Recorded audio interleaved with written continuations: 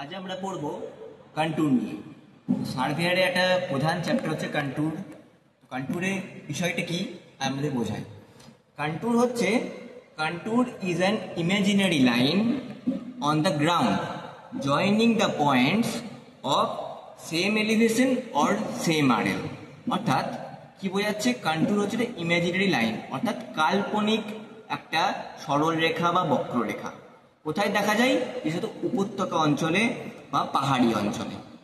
একটা পাহাড়ে ধরলাম পাহাড়ের শেপটা এরকম টাইপের, তো একটা কোনো একটা জায়গায় তার সমুদ্র থেকে তার উচ্চতা ধরলাম 100 মিটার। তো 100 মিটারে যে যে পয়েন্টগুলো আমি খুঁজে পাচ্ছি, সেই পয়েন্টগুলোকে যদি আমি একটা কাল্পনিক কোনো রেখা দ্বারা জয়েন করি, তাহলে আমার একটা গোলাকার একটা রেখা পাবো আমরা।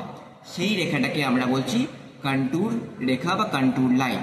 তো কন্ট্যুর লাইনের যেটা উপর দিকে, অর্থাৎ ভার্টিক্যাল ডিস্টেন্স, একটা কন্ট্যুর লাইনের যেটা ভার্টিক্যাল ডিস্টেন্স, উপরের যে কাল্পনিক রেখাটা পাবে, দূরত্বটা পাবো দুটো রেখার মধ্যে। উপরের একটা রেখা ধরলাম 100 মিটারের একটা রেখা, তার নিচে একটা 90 মিটারের রেখা। তো 100 মিটার এবং 90 মিটারের যে রেখা, তার মাঝখানে যে ডিস্টেন্স, সেটা হচ্ছে কি না কন্ট্যুর ইন্টারভ্যাল। আমরা একটা ছবি দিয়ে আমরা দেখাই, এই দেখুন আপনারা ভালো করে দেখতে পাবেন এখানটাতে কন্ট্যুর ইন্টারভ্যাল।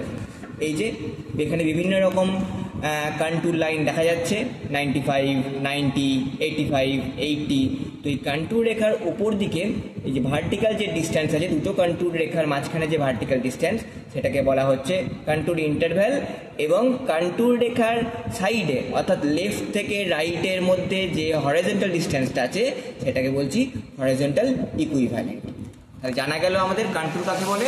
অর্থাৎ পাহাড়ি অঞ্চলে যে সমস্ত সেম আরএল দিয়ে তৈরি হয় কাল্পনিক রেখা, সেটাকে বলা হচ্ছে কন্ট্যুর রেখা।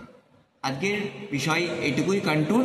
পরের চ্যাপ্টারে আমরা কন্ট্যুরের আরও বিষয় সম্বন্ধে জানবো, স্টেপগুলো আমরা জানবো। আজ এইটুকুই, ধন্যবাদ।